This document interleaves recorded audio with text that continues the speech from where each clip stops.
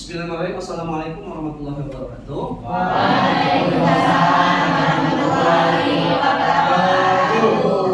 Selamat siang semuanya. Siang. Gimana kabarnya hari ini? Baik. Baik semuanya. Oke, baik. Ya, pada hari ini kita bertemu lagi di pembelajaran kita terkait dengan mata pelajaran informatika. Tapi hari ini kebetulan ya, kalian Bapak akan kenalkan dengan mata pelajaran baru ya dari Kementerian Pendidikan. Mata pelajaran itu bernama Coding dan Kecerdasan Artifisial ya. Apa? Ada yang tahu? Coding dan Kecerdasan Artifisial. Ya. Baik, ada yang tahu apa itu kecerdasan artifisial? AI. AI apa itu AI? Artifisial itu ada Kecerdasan buatan. Apa itu kecerdasan buatan? AI. Itu aja terus sampai lebarannya. Baik, ya. Jadi betul sekali yang namanya kecerdasan artifisial itu sama dengan AI. Ya. Itu dalam bahasa Inggris artinya artificial intelligence, atau dalam bahasa kita disebut dengan kecerdasan buatan. Akan tetapi ya Kementerian Pendidikan menerapkan istilah baru yaitu kecerdasan artifisial. Intinya barangnya sama ya, cuman saja penyebutannya yang berbeda. Baik, sebelum pembelajaran kita pada hari ini, alangkah baiknya kita berdoa ya. Silakan satu orang pimpin doa. Oke. Bismillahirrahmanirrahim. Assalamualaikum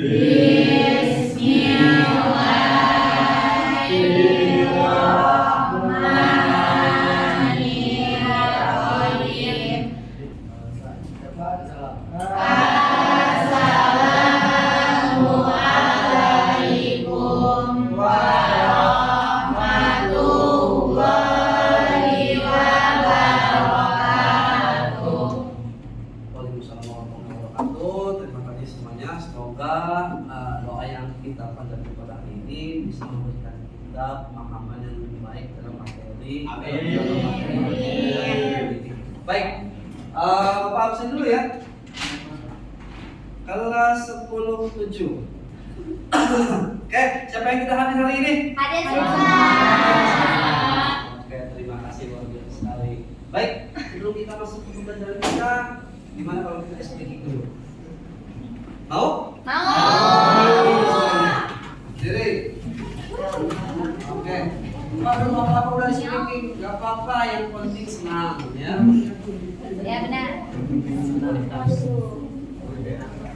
Oke, siap. Semuanya perhatikan di video ya, perintahnya harus ngapain. Dengan kita perintah video kayak gitu harus bacot gitu ya. Ya, ikutin aja. Siap? Siap. 3, 2, 1, action.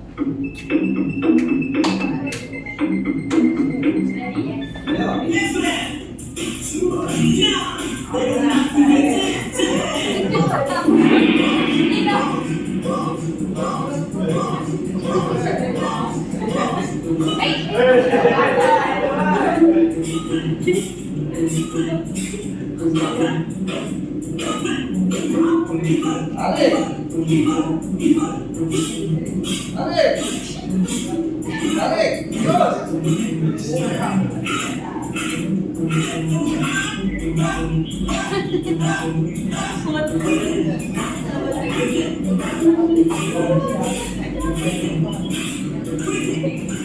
Ya, oke semuanya.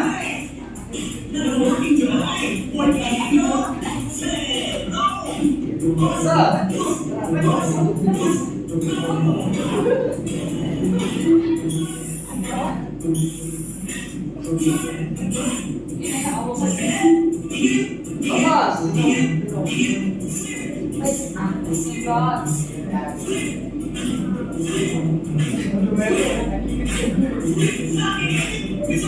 Lanjut.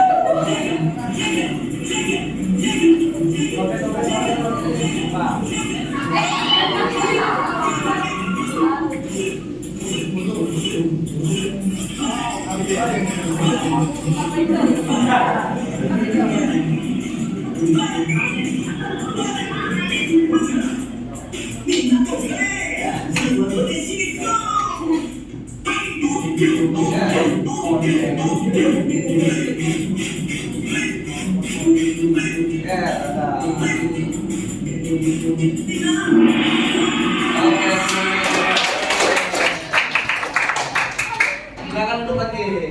Ya. Ya.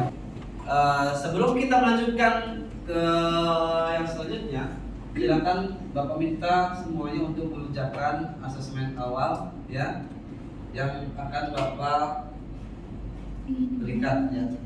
Silakan scan dulu ya. Kita pakai scan saja ya. Silakan scan dulu.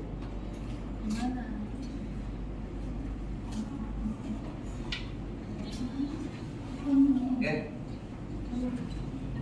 Gunakan kalian ya, kalian scan dulu saja. Tuh Agus bisa bos. Bisa men? Coba yang ini Nggak bisa. bisa nggak? Coba. Pakai Google. Bisa? Langsung aja Pak. Ya langsung saya ini. Apa minta link dulu ya?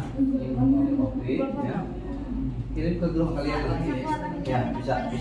Ya. Tuh nanti teman kamu yang kirim itunya ya.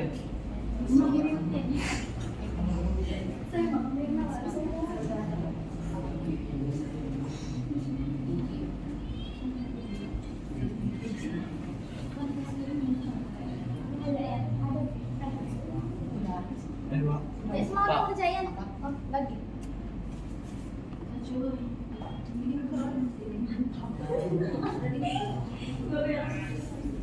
Kenapa?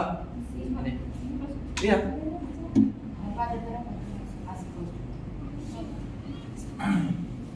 Nah, silakan dikerjakan dulu ya.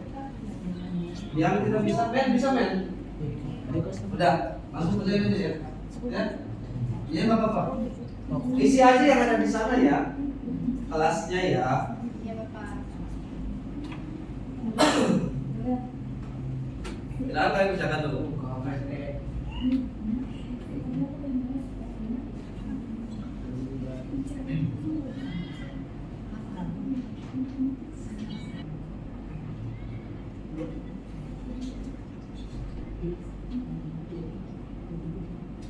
Udah semuanya? Udah, oke. Terus.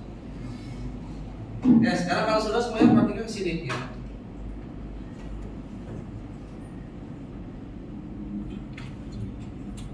Ke materi pembelajaran kita pada hari ini ya, tentang pengoperasian dan pengaplikasian perangkat cerdas artifisial ya. Sebelum itu Bapak akan jelaskan dulu ya tentang capaian pembelajaran yang akan kalian dapatkan ya setelah mempelajari materi ini. Yang pertama di sini di akhir pembelajaran yang peserta didik mampu untuk mengenali dan menerapkan perangkat cerdas artifisial ya, area bermanfaatan umum dan khusus. Kemudian yang kedua, peserta didik juga mampu memilih perangkat atau tools kecerdasan artifisial yang sesuai untuk kolaborasi ya. Di sini yang pertama yang dijelaskan di sana, mengenali dulu.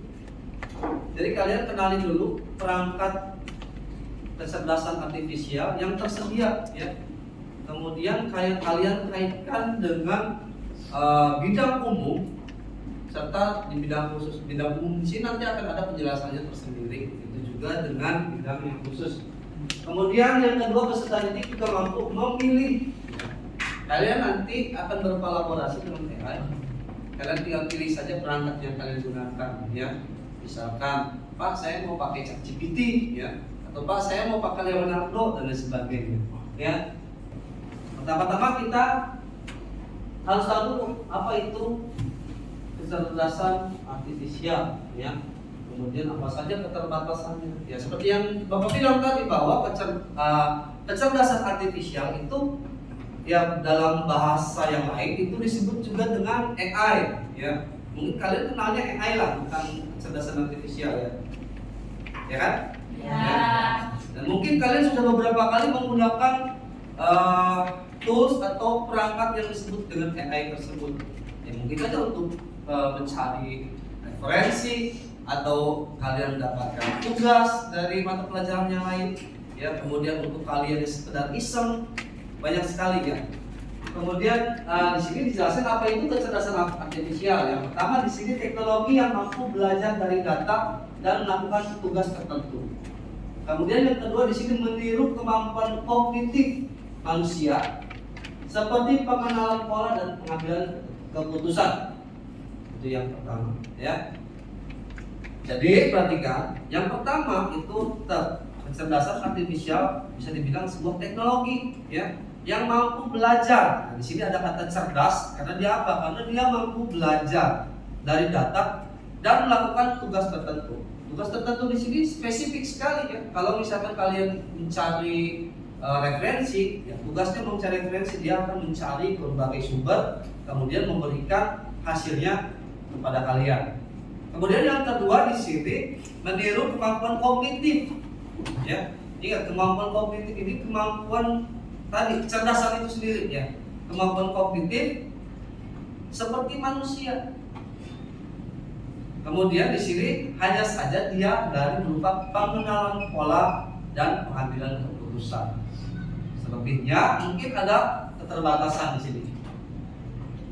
Keterbatasan penting dari KA. Yang pertama dia tidak memiliki kreativitas sejati. Artinya hanya memproses pola dari data yang ada. Kurang jelas ya.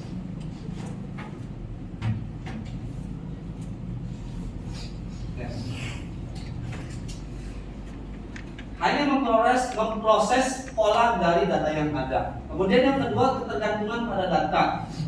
Ya, hasil bergantung pada kualitas dan keragaman data. Yang ketiga di sini membutuhkan pengawasan manusia karena dia tidak dapat berpikir atau bertindak secara mandiri. Yang terakhir di sini dia tidak memiliki pemahaman kontekstual seperti manusia. Perhatikan, sehebat-hebatnya AI, dia punya keterbatasan yaitu dia ya, tidak bisa apa-apa jika datanya sedikit. Ya. Artinya apa? AI itu dia mampu menjawab semua pertanyaan atau tugas yang kita berikan itu karena banyak sekali data yang beragam, ya. Mulai dari mungkin data pelajaran, data yang ada di Google, database dan lain sebagainya. AI itu dia mempunyai kecerdasan sendiri, dia mengambil data mana, ya, sesuai dengan kebutuhan kita. Misalkan kita mau mencari data referensi mata pelajaran informatika, maka pada saat itu pula ya hanya data mata pelajaran informatika saja yang diambil, sementara mata pelajaran lain tidak. Karena apa? Karena dia mampu menjalankan tugas tertentu sesuai permintaan kita saja. Kemudian yang kedua, yang pertama dia tidak memiliki kreativitas sejati. Oke, perhatikan. Yang disebut kreativitas adalah menumbuhkan sesuatu yang baru. AI tidak punya itu karena apa? Karena semuanya itu harus by data. Ya. Jadi dia tidak bisa memunculkan data yang baru, tidak bisa, ya. Jadi proses AI itu pada saat dia mendapatkan sebuah data, ya, dia akan menyimpan data itu sendiri. Kemudian jika nanti akan digunakan kembali, maka dia akan berikan. Seperti itu, ya. Artinya dia tidak bisa memproses datanya sendiri atau menciptakan data sendiri. Kemudian yang ketiga di sini membutuhkan pengawasan manusia, ya. Karena apa? Karena AI atau kecerdasan artifisial tidak bisa bekerja secara mandiri, ya. Sehebat-hebatnya AI, tapi kalau misalkan kita sebagai manusia tidak gunakan, dia tidak akan berguna sama sekali, ya. Kemudian yang terakhir di sini kita memiliki pemahaman kontekstual. Kontekstual di sini artinya apapun yang diberikan oleh AI belum pernah mengalaminya. Ya, misalkan berikan saya resep masakan misalnya. Ya, resep membuat rendang. Apakah AI pernah masak rendang? Ya, AI pernah masak rendang tidak? Tidak. Nah, dia hanya memberikan referensi dari data yang ada, ya. Seperti itu. Oke. Kemudian di sana ada yang disebut dengan unit pemrosesan, kemudian sensor, penyimpanan dan jaringan, ya. Dari keempat komponen itu, ya. Komponen perangkat keras. Jika salah satu yang tidak ada, ya AI tidak bisa apa-apa. Jadi komponen pembangun AI ada unit pemrosesannya, ada sensornya, ya. Kemudian ada penyimpanan serta ada jaringan. Ya. Bayangkan kalau misalkan kalian nggak punya internet, pakai ChatGPT bisa nggak? Tidak ya? Bisa tidak? Tidak. Ya, itu saudara. Kemudian perhatikan, ya. Pengoperasian KA ini ada 3. Yang pertama dia metode belajar, ya. Dia memproses data dan mengenali polanya dulu. Kemudian dia mengambil keputusan berdasarkan, ya, pada pola yang ada. Ingat, pola ini suatu bentuk yang mungkin bisa dikenali, ya. Misalkan pada saat kalian menggunakan ChatGPT, berikan saya referensi 10 buku tentang informatika. Nah, di sini polanya muncul, ya. Materi informatika, ya. Kemudian dia mencoba mencari, ya, belajar memproses data yang ada, kemudian memberikan keputusan, ya, berdasarkan pola, ya. Tentu saja yang diberikan adalah referensi tentang mata pelajaran informatika, tidak mungkin matematika, tidak mungkin bahasa Indonesia dan lain sebagainya, ya. Kemudian yang terakhir adalah adaptasi, yaitu menyesuaikan kinerja dan umpan balik. Jadi pada saat kalian menggunakan AI atau ChatGPT, ya, pada saat itu pula setelah kalian mendapatkan keputusan atau jawaban, ya, dia akan memberikan umpan balik. Umpan balik di sini dia akan menyimpan data sementara untuk dia simpan, ya. Karena apa? Karena dia berhasil belajar sesuatu yang baru, yaitu tentang materi pembelajaran informatika. Contohnya seperti itu, ya. Oke. Kemudian untuk komponen dari AI sendiri memang ada banyak sekali, ya. Ini ada 6. Bukan besar, ya. Coba besar dulu.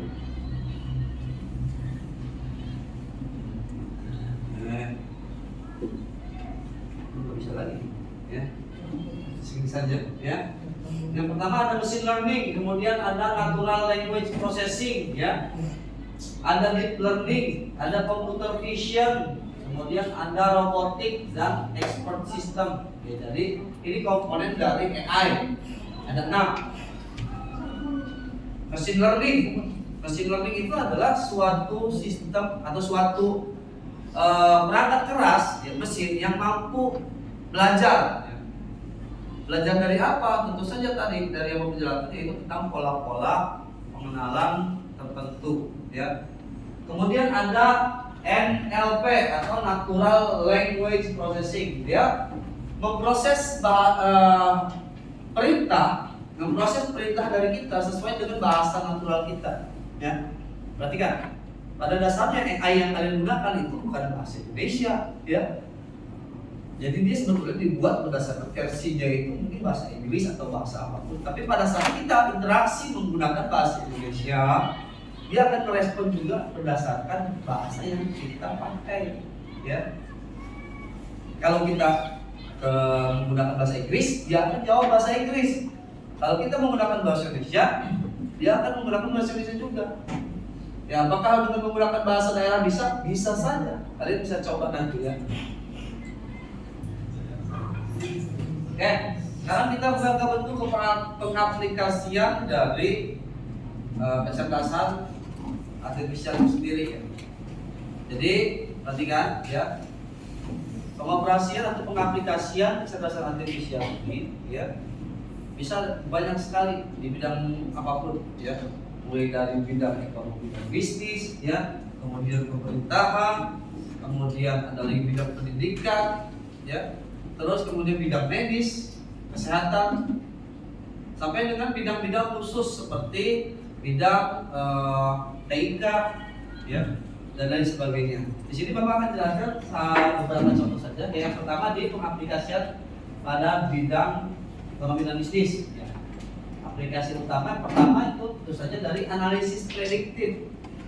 Kemudian ada rekomendasi produk, chatbot dan asisten virtual. Kemudian permodelan penjualan. Ya mungkin kalian pernah satu waktu buka yang namanya Tokopedia, ya, terus kemudian ada lagi Shopee, TikTok, ya, Lazada dan lain sebagainya. Pada saat kalian buka, masuk ke beraganya, dia langsung menawarkan suatu produk yang mungkin saja kamu butuhkan, ya. Kebetulan kamu misalkan pengen beli lampu bilet, ya. Banyak sekali pada saat kamu masuk ke beranda, di sana tampilan toko-toko yang menjual lampu bilet, ya, sesuai dengan harga yang ditawarkan, sesuai dengan preferensi kita, ya. Dia merekomendasikan produk berdasarkan apa? Kok bisa tahu sih yang saya pengen, yang saya butuhkan? Ya. Dia tahu dari mana saya membutuhkan itu? Tentu saja ada yang disebut dengan pengenalan pola. Ya. Mungkin saja suatu waktu mungkin kamu kebetulan mencari, ya, mencari misalkan lampu bilet Vario. Enter. Ya pada saat itu dia akan memberikan rekomendasi. Nih lampu bilet harga sekian dari tokonya ini itu, ya. Kemudian pada saat kalian tutup aplikasinya, ya, yang disebut kecerdasan artifisial itu bekerja, dia akan menyimpan dulu, ya. Jadi pada saat kalian buka lagi, dia akan memberikan rekomendasi yang sebelumnya kalian cari, yaitu yang disebut dengan kecerdasan artifisial. Kemudian dia mengenali pola kalian.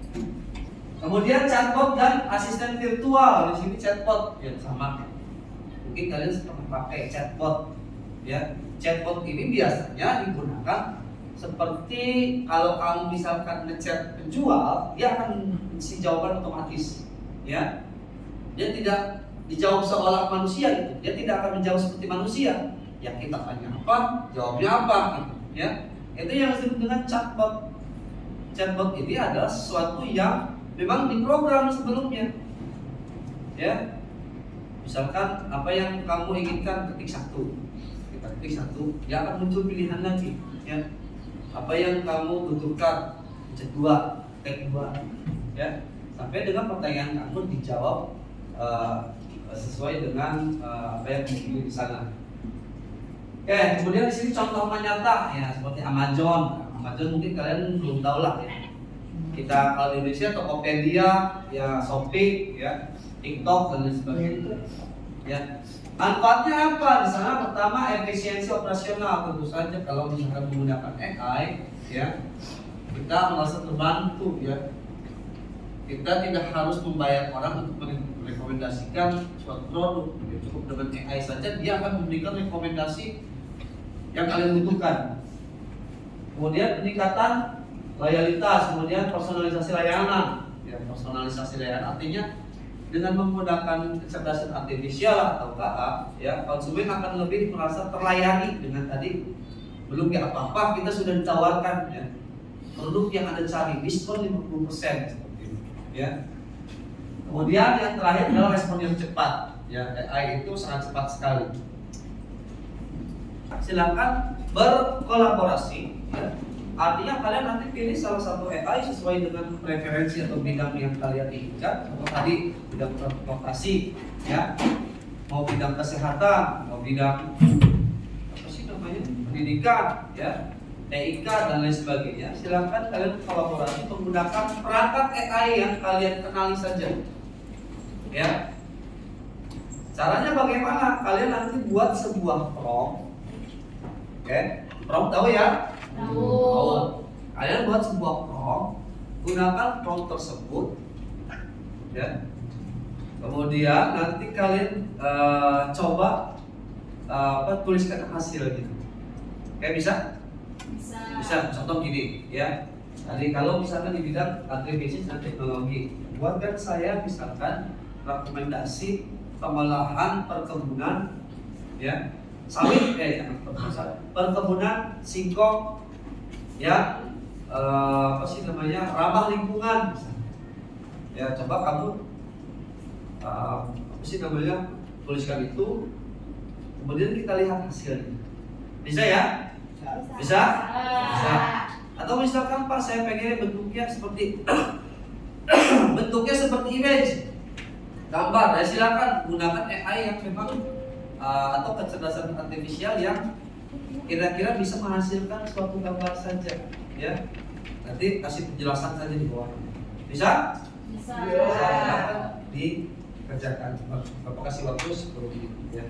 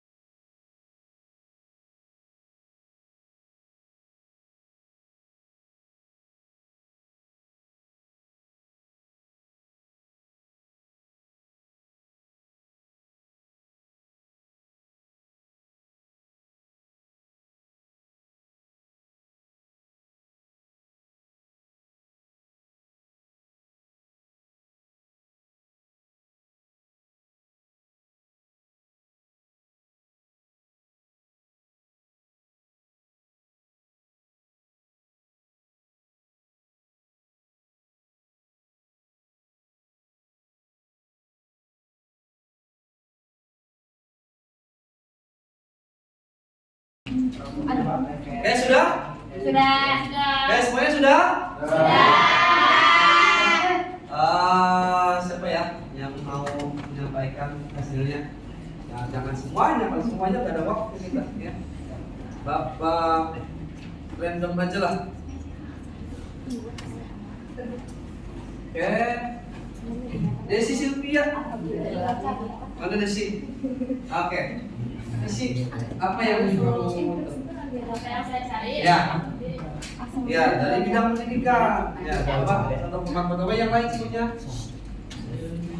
Yang saya cari itu pengaplikasian kecerdasan artifisial di bidang pendidikan. Ya, di bidang pendidikan. Ya. Yang pertama itu ada pembelajaran yang dipersonalisasi, sistem untuk menyesuaikan materi dan metode pembelajaran.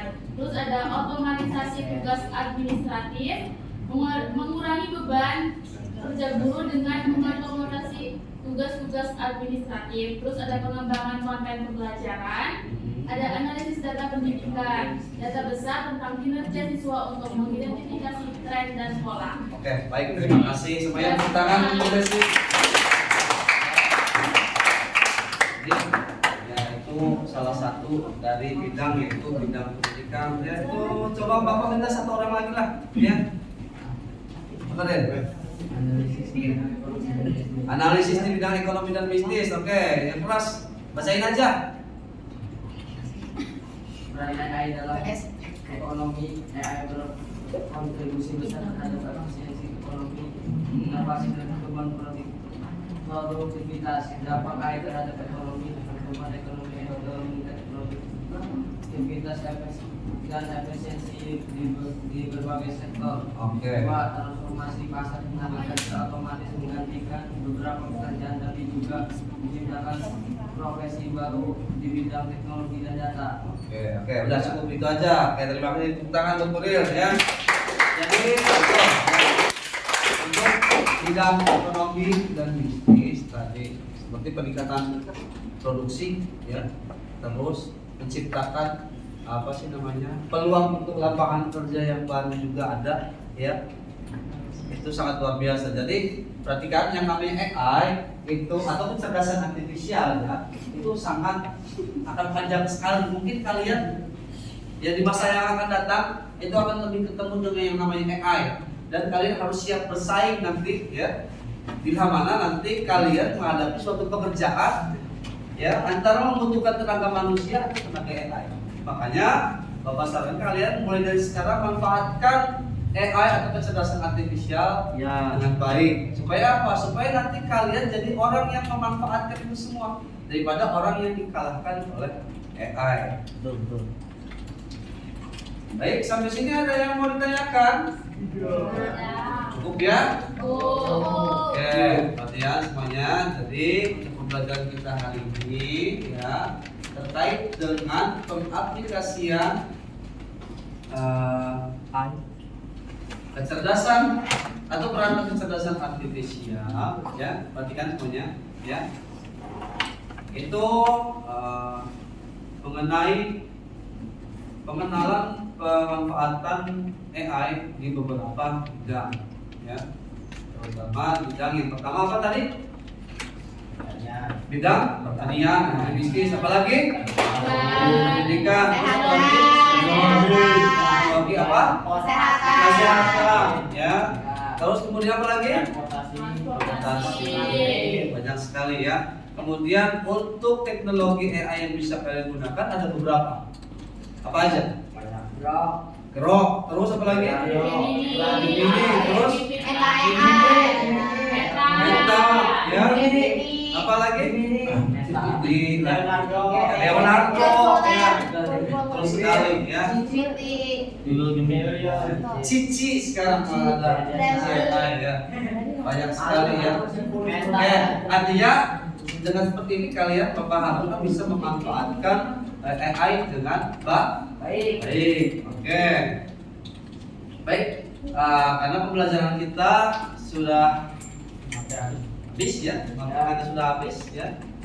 Jadi kita tutup saja pembelajaran kita pada hari ini ya dengan mengucapkan kalimat hamdalah. Terima kasih semuanya. Kita ketemu lagi di pertemuan yang akan datang ya. Dan sebelum kita menutup pembelajaran kita, Bapak minta satu orang tutup dengan doa. Baik, silakan. Satu orang pimpin doanya.